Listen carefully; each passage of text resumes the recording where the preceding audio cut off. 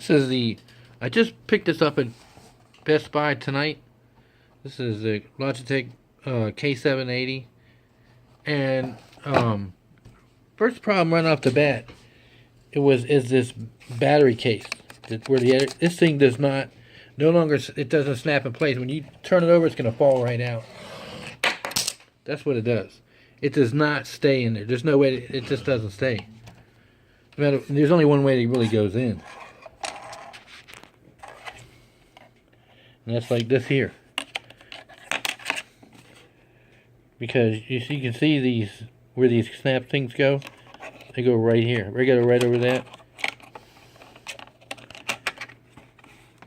Except they don't snap. They don't snap in. It just lays there. It doesn't snap in place or anything. There's no room. There's nothing to do with it. That's how cheap this thing is made. It's just gonna fall right out.